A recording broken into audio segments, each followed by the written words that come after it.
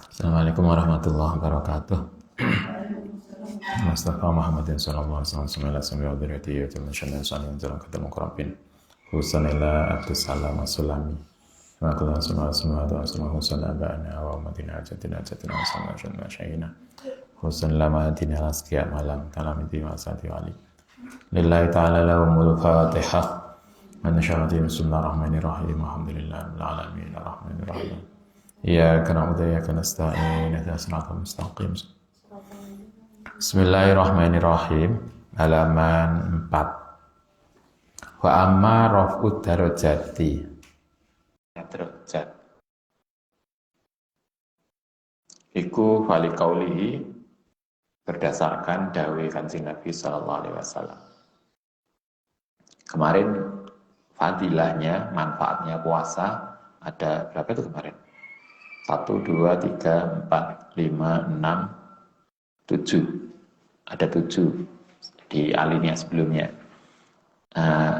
Salah satu faedahnya puasa adalah raf'ud darajat, meningkatkan derajat. Dasar dari ini adalah hadis Nabi diriwayatkan oleh Bukhari Muslim. Hadisnya sangat populer. Idza jaa Ramadhanu futihat.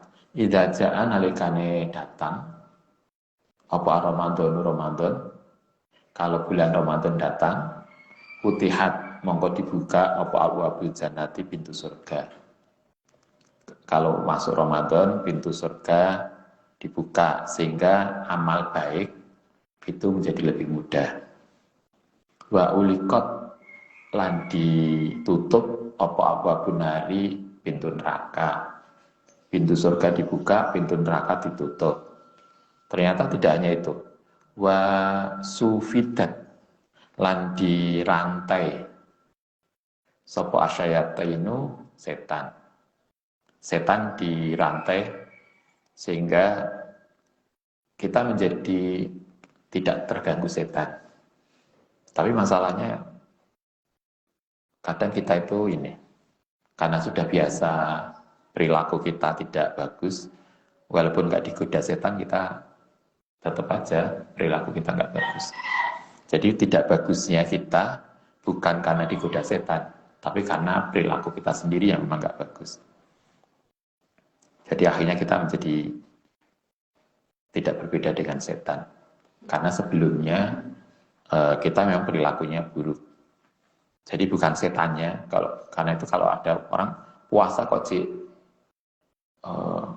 suka mencaci orang, padahal puasa, padahal gak digoda setan. Kenapa setannya sudah nggak ada, kita tetap berbuat buruk? Bukan karena setannya, tapi karena kita sendiri yang sudah jadi setan. Karena sebelumnya sudah biasa. Muttafaqun alaih. Itu satu dasar hadisnya.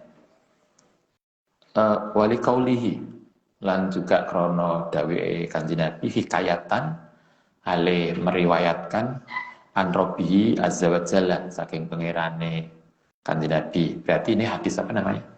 Hadis yang dawe Allah Ta'ala, hadis qudsi. Hadis qudsi itu adalah hadis yang Allah Ta'ala yang dawuh, cuma lafadznya dari Kanjeng Nabi. Jadi kan firman Allah itu ada dua. Ada firman Allah yang diberikan Nabi lewat jalur malaikat Jibril, yang kemudian ditulis namanya Al-Quran. Tapi ada lagi firman Allah yang langsung ke Nabi, tidak pakai Jibril. Yang kedua ini maknanya dari Allah, lafadznya dari Nabi.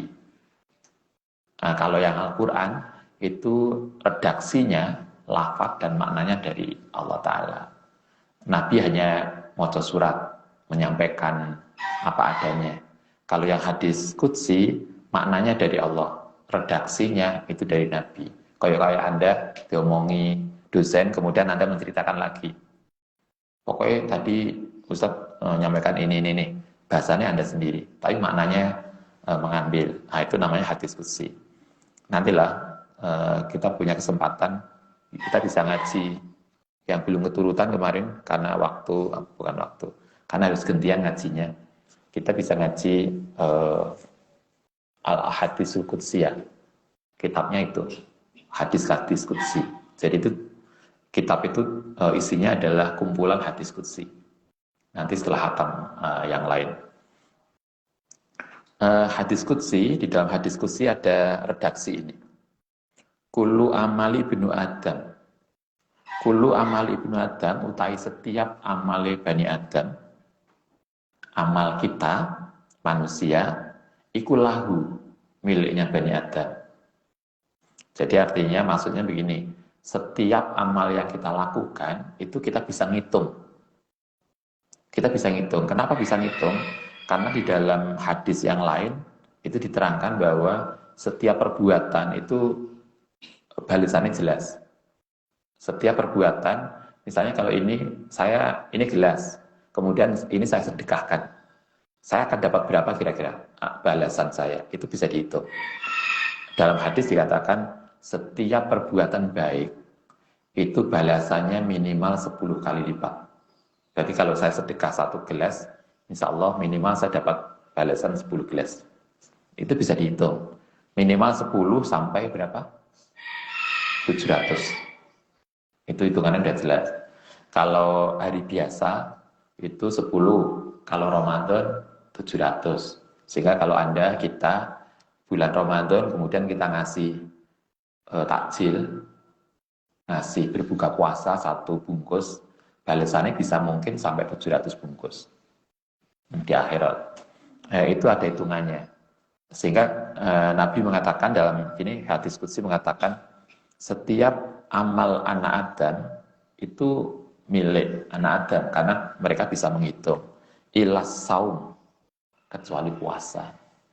Puasa itu kita tidak bisa menghitung karena Allah Ta'ala sendiri yang akan menghitung. Kenapa nggak bisa menghitung? Karena itu terkait dengan kualitas psikologis. Kita poso itu kan psikologis banget.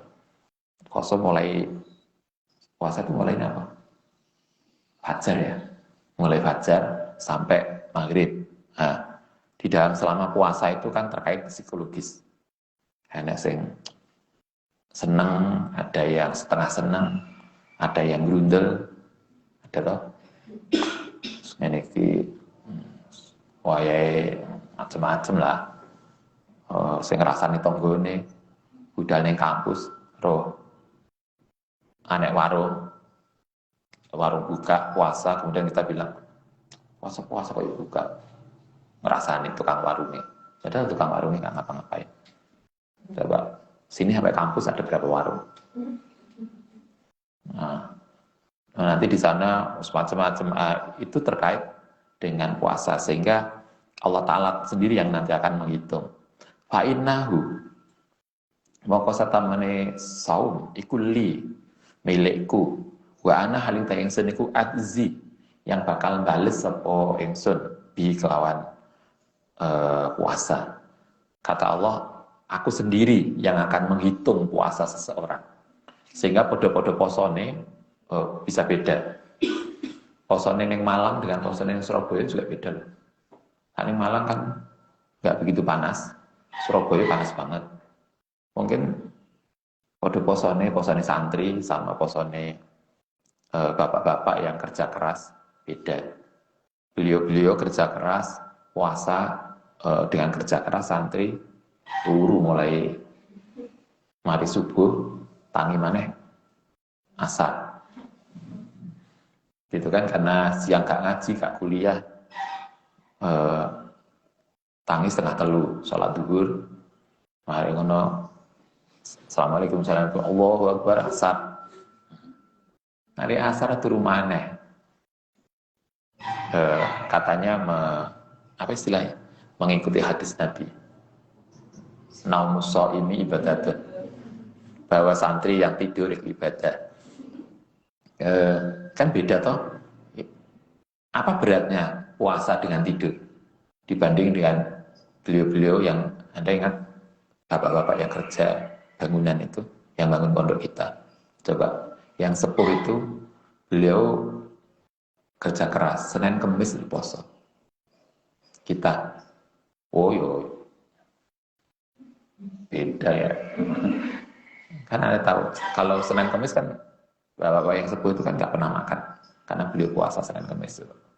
Ramadan yang kemarin setiap bangun di kita itu kan beliau mesti puasa juga. Coba dengan kondisi kerja keras mereka puasa Senin Kamis. Dengan kondisi yang seperti itu mereka puasa. Duhur mesti jamaah di masjid itu. Kita jamaah ini kamar. Yang beda banget. Oke, ini puasa itu terkait dengan itu. Wasaumu tai puasa itu junatun. Junatun ya, bukan janatun, bukan jinatun. Hurufnya podo, harokate beda. Mananya tidak sama. Wasiamu utawi puasa itu junatun, menjadi perisai, tameng, perisai. Faida kana, mongko nalikane ana apa yaum saumi ahdikum dalam hari puasane salah satu dari kalian. Kalau kita kemudian puasa, falayarhus, mongko hendaknya tidak berkata keji. Kalau poso dijaga mulutnya. Marilah kita belajar puasa dengan serius. Ojo poso, kita puasa secara fisik, tapi lisan kita tidak puasa. Mari kita belajar itu. Masih ada tahu ya? Masih ingat hadis Nabi? Kamin so'imin laisalahu ilal juwal atas. Banyak orang puasa yang tidak mendapatkan pahala apapun kecuali dahaga dan haus. Kenapa? Dahaga dan lapar karena tidak bisa menjaga mulutnya. Poso tapi ngerasani, gak ngerasani tapi update status. Update status yang mencaci orang. Mari kita belajar puasa itu menjaga, benar-benar menjaga. Falayarhus, hendaknya tidak berkata keji, tidak update status yang penuh bid'ah. Update statusnya menjelek-jelekan orang. Yaumaidin yang dalam sekarang wala yashob, dan tidak mengejek, tidak berkata keji, tidak saling mengejek, tidak membuli. Fa'in sabahu, mongko lamun mencaci hu ing man sapa hadun. Kalau kita puasa kemudian kita dicaci orang, alqatalahu atau ngejak carok, sama duriannya ya. Ngejak carok hu ing man. Kita puasa kemudian ada orang yang emosi ngejak carok kita, apa yang harus kita lakukan? Fal yakul, mongko ndaknya ngucapkan sapa man ini utawi ingsun iku imro'atun. Imro'un seseorang so'imun yang puasa. Ini so'imun. Nah, jadi kalau kita digoda ketika puasa, digoda secara emosional atau fisik, marilah kita mengingatkan diri kita sendiri. Ini so'imun, saya puasa. Karena itu jangan terpancing emosi. Ini so'imun, saya puasa. Karena itu jangan update status yang isinya tidak benar. Walaupun selain puasa juga sama, nggak boleh update status yang nggak benar. Tapi puasa lebih penting.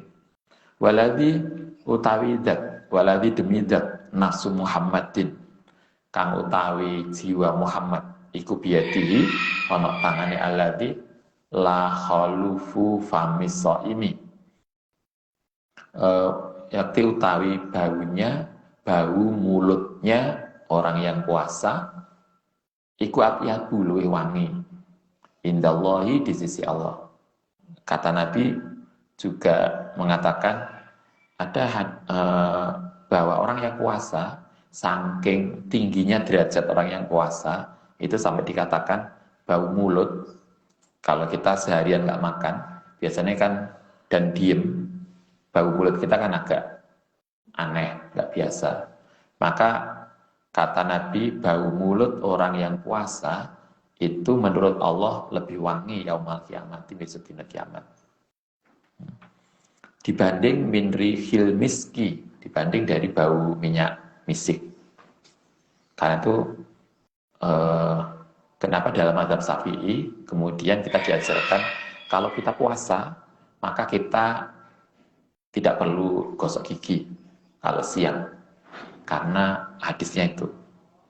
Jadi kalau Anda habis puasa siang tidur silahkan kalau nggak gosok gigi. Menurut mazhab Syafi'i begitu. Tapi kalau kita ngikuti mazhab Imam Malik, boleh nggak kita habis zuhur gosok gigi waktu puasa? Boleh.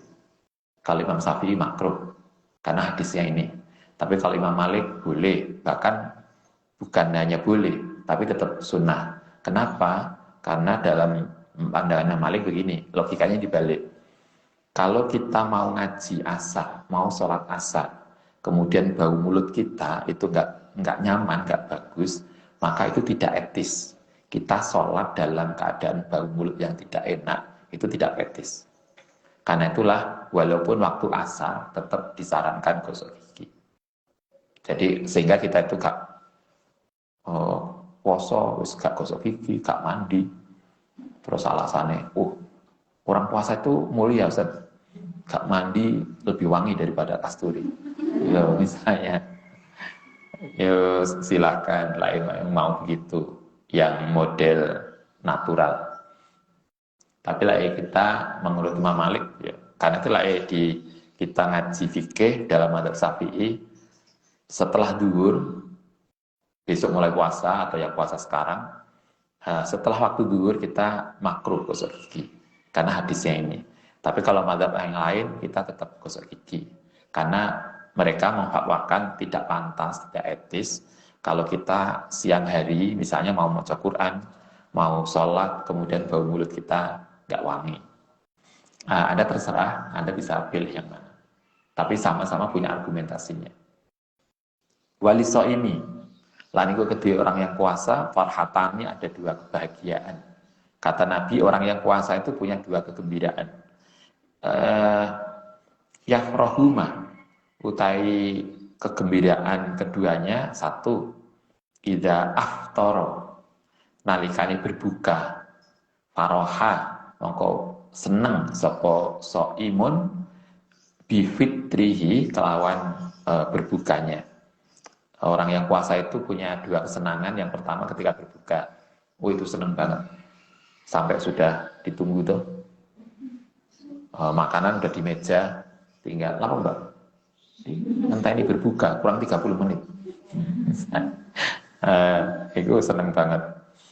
Wa idza laqiya, yang kedua, nalikane ketemu sapa saimun robbahu, yang pangerane saim besok di akhirat. Faroha, mongko seneng sapa saim bisomihi. Jadi orang yang puasa itu satu di dunia itu dia akan senang ketika berbuka, dan kedua yang penting di akhirat. Wa anhu lan saking Kanjeng Nabi ada hadis lain. Anahu qala kullu amali binu Adam. Setiap amal anak Adam iku doaku dilipat gandakan. Apa al hasanatu kebaikane asru amsalia yang 10 kali lipat. Tadi yang bisa sampaikan, kebaikan anak Adam, amal kita itu bisa dihitung. Itu mesti 10. Kalau kita berbuat buruk, balasannya berapa? Kalau Anda berbuat jahat, kalau kita berbuat maksiat, balasannya berapa? Berapa kali?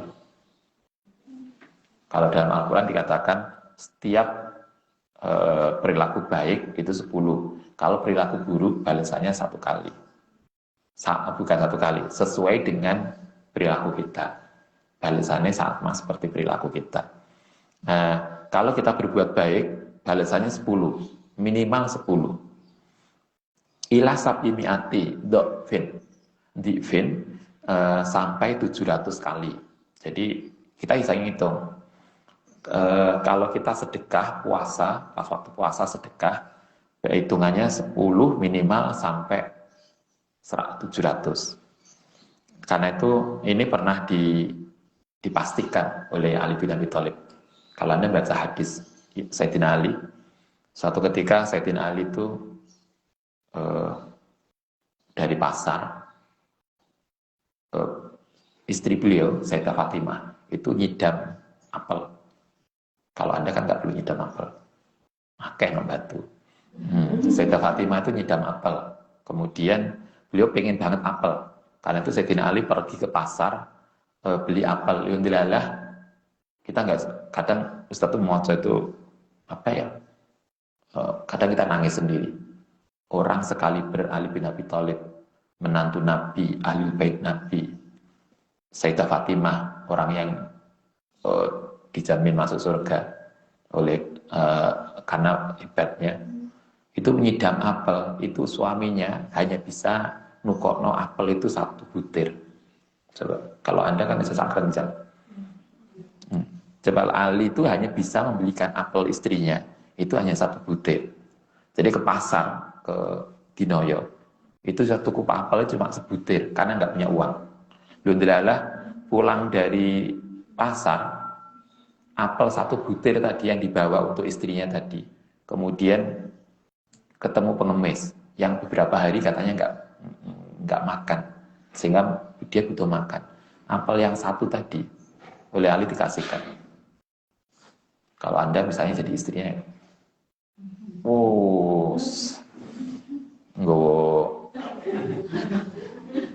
pintu rumah nggak dibuka itu, silahkan tidur di luar. Coba diberikan, karena itulah kemudian begitu pulang, Anda bisa bayangkan terus nyidam, kemudian pengen apel, ternyata apelnya itu dikasihkan orang. Nah, pada saat itulah kemudian Kanjeng Nabi delalah di masjid, beliau itu dikasih sedekah oleh orang apel 10. Kanjeng Nabi kemudian bilang ke salah satu sahabat, tolong apel ini kirimkan ke Ali di rumah 10 kali. Delalah sing dikongkon nggawa iku agak kepo ya. Apel 10 tadi dimakan 1. Pancene top tenan. Coba, apel 10 dimakan 1 sehingga tinggal 9. Kemudian saya lupa, kalau nggak salah Yasir, Ammar bin Yasir yang membawa. Kemudian dia bilang, Ali, ini ada titipan Kanjeng Nabi, apel. Ini kata Nabi, ini balasan dari sedekahmu. Kemudian oleh Ali dihitung, kok 9? Nggak mungkin. Karena dalam hadis itu, dalam Al-Quran juga katakan, kalau saya sedekah 1, balasannya minimal 10. Kalau ini 9, berarti bukan. Karena itu Ali katakan, ini tidak mungkin, apel ini balasan untuk sedekah saya tadi, nggak mungkin. Karena minimal mestinya saya dapat 10, ini 9, berarti tidak benar. Kemudian Yasir baru bilang, iya, yang 1 saya makan. Ini artinya membuktikan hadis ini, bahwa perilaku baik minimal dibalas 10 kali. Sampai bahkan 700 kali. Qala azza wa jalla, illa saum, kecuali puasa. Nah, kalau puasa sehari dibalas bukan 10 kali, 10 hari bukan. Fa inna maqasdune puasa iku li milikku. Wa ana halita yang suniku adzi, yang bakal membalas apa yang sun bi kelan puasa. Alasannya kenapa begitu? Ya da'u, ninggal sapa man sahwatahu ing sahwate man.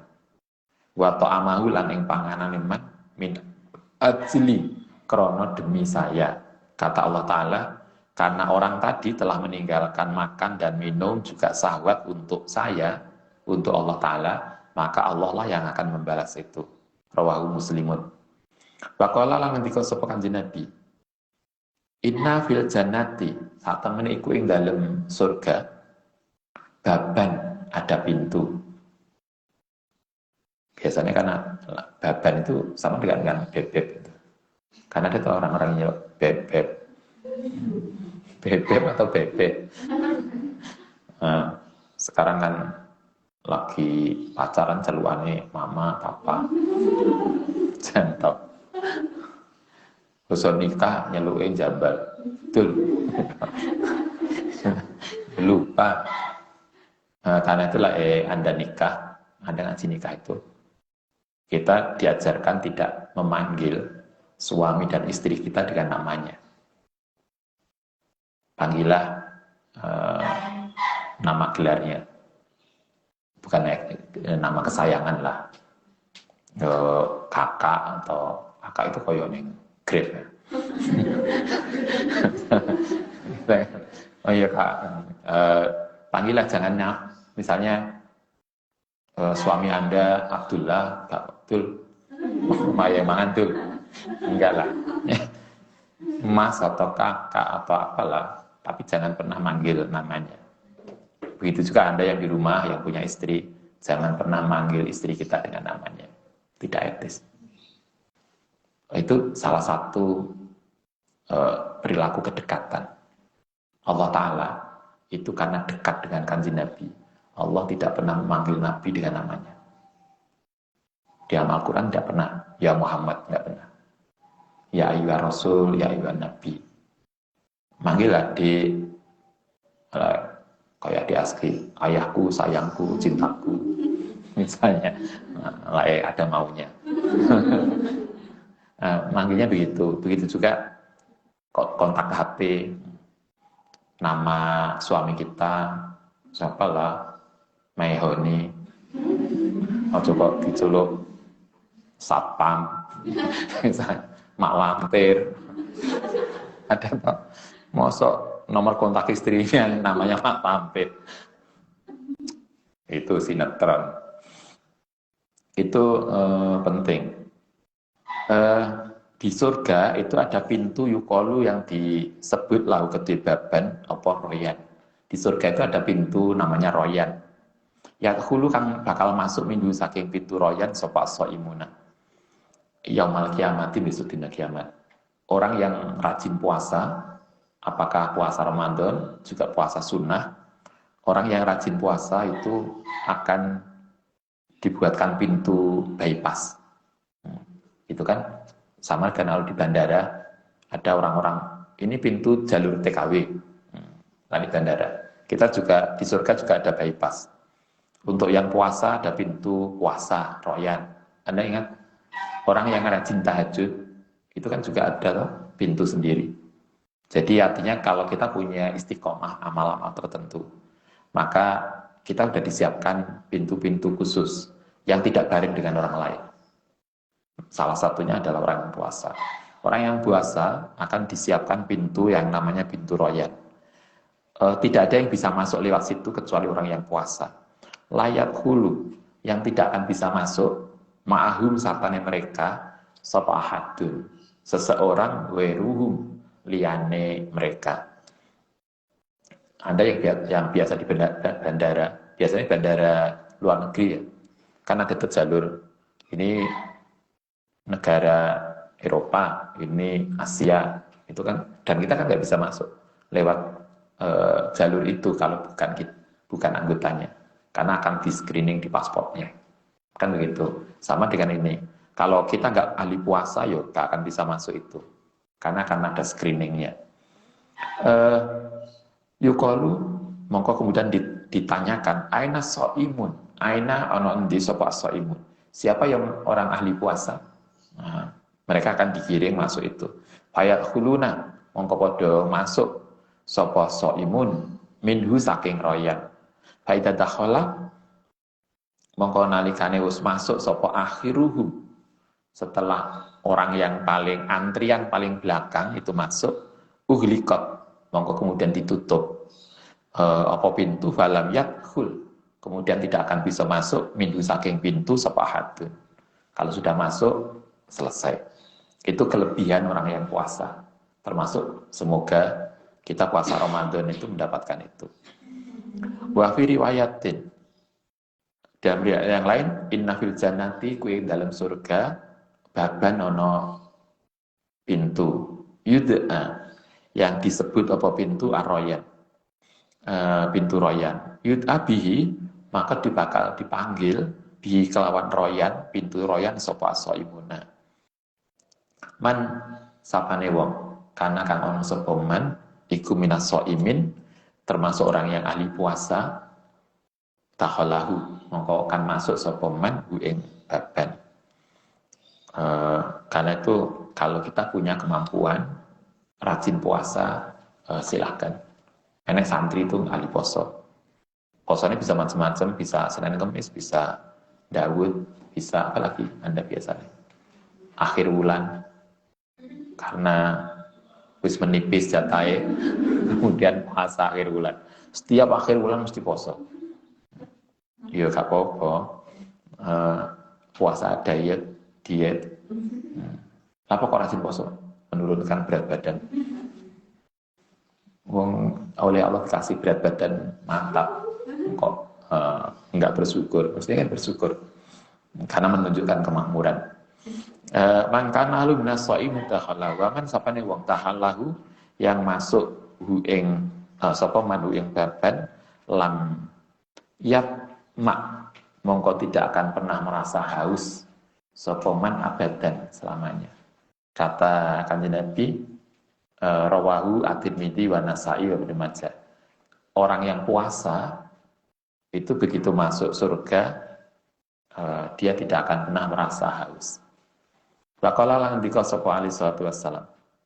Inna shaima satemene orang yang puasa iku tusolli membacakan sholawat atau memohonkan ampun alih ngatasi shaim sapa al-malaikatu. Idza kala nalikane makan sapa shaim indahu ana sandinge shaim gitu ya. Hatta yafrahu sehingga selesai sapa mereka.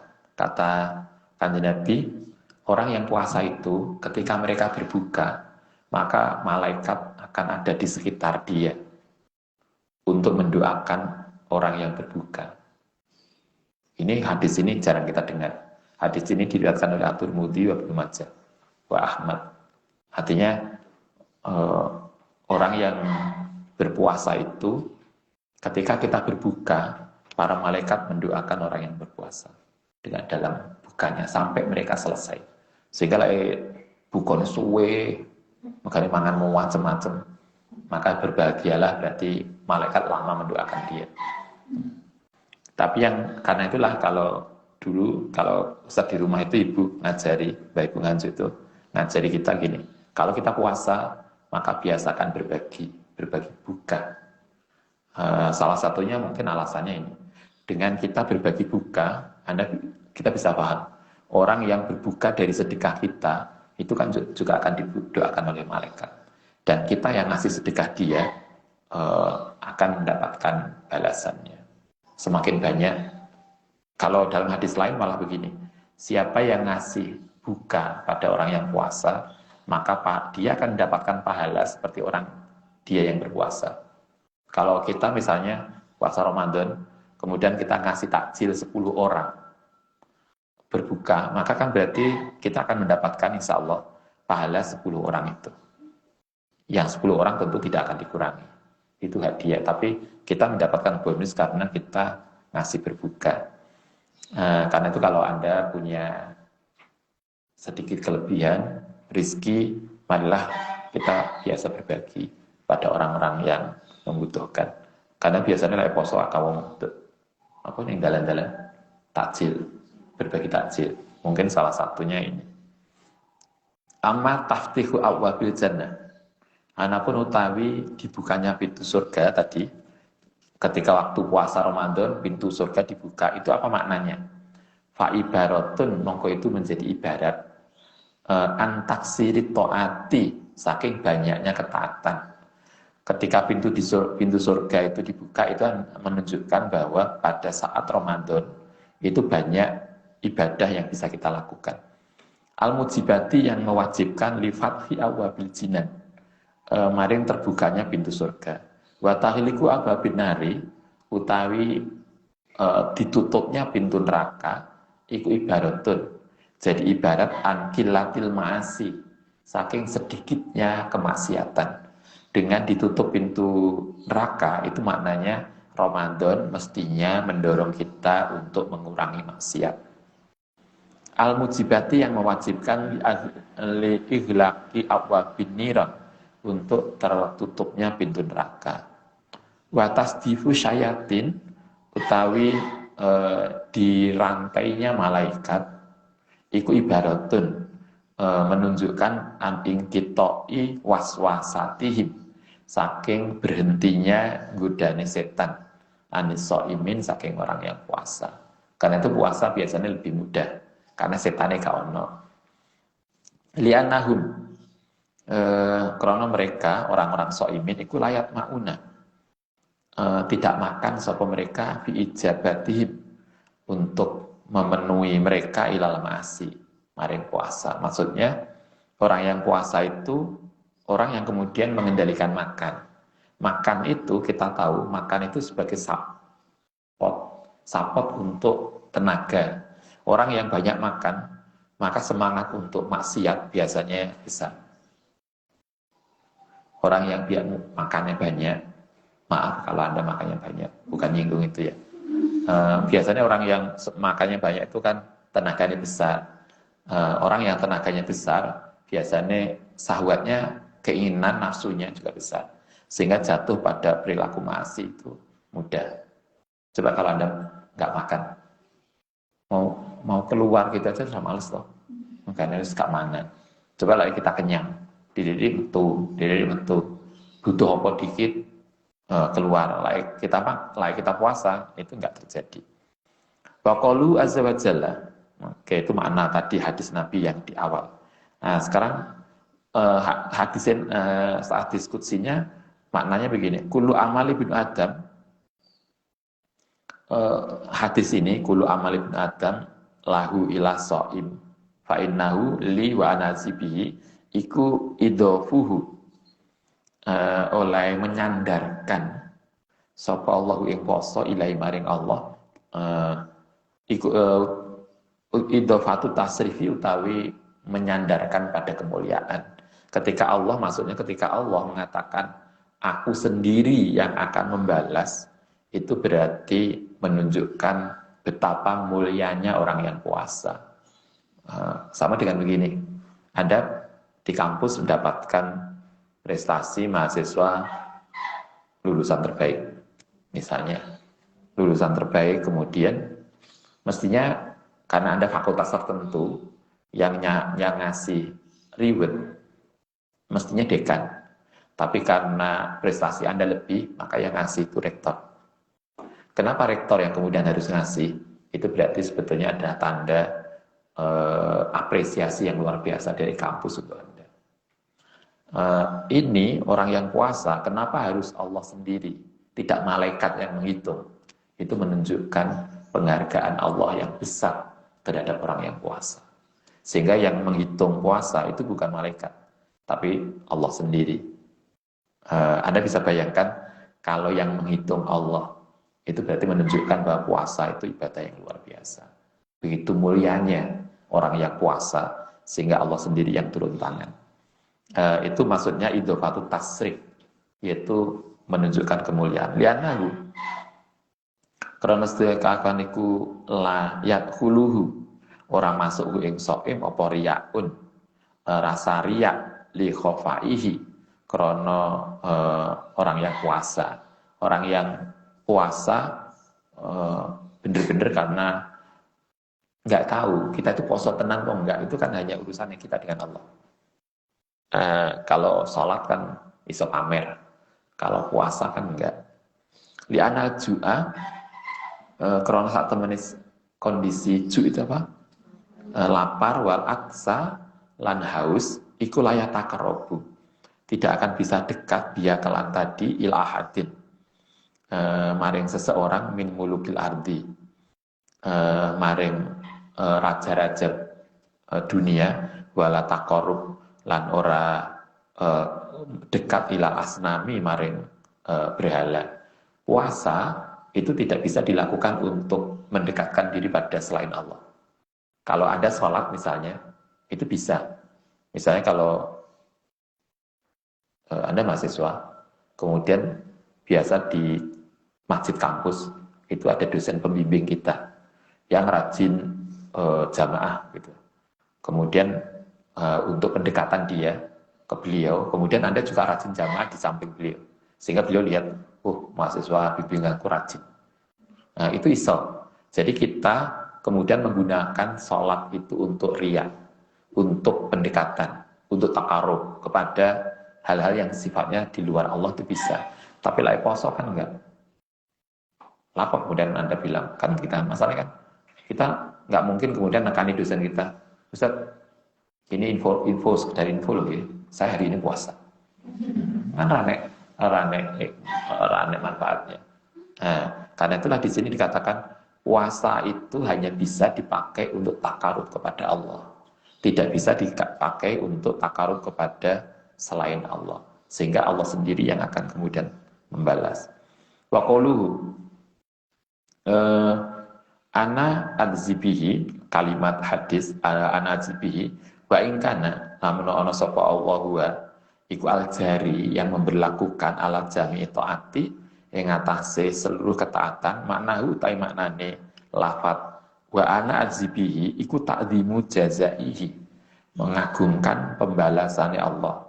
Bi annahu krana sedene Allah wa iku al-mutawalli yang menguasai li istidaihi maring pelaksanaan puasa. Kayak tadi, kenapa Allah kemudian turun tangan an-nazibi, saya sendiri yang akan membalas. Itu menunjukkan apresiasi yang besar dari Allah terhadap orang yang puasa. Wa qauluhu utawi dawe Kanjeng Nabi, asyamu junatun.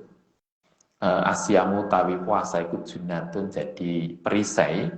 Iku maknahu utawi maknane iku asamu utawi puasa iku wikoyatun, menjadi benteng min adzabillahi ta'ala, saking siksanya Allah Ta'ala.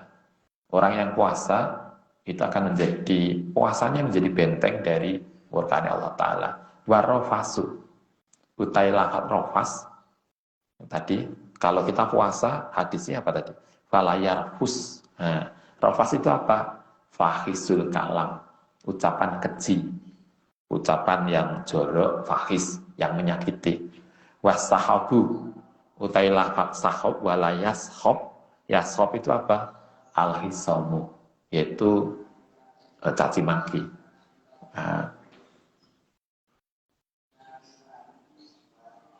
Kita lanjutkan besok. Al-Fatihah.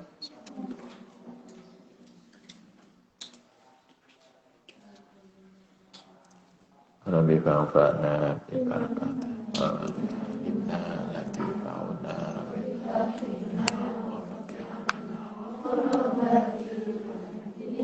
Rabbana fa'na bima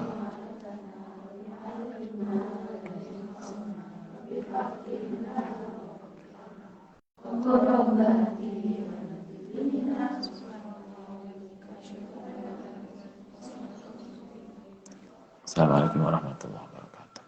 Waalaikumsalam warahmatullahi wabarakatuh.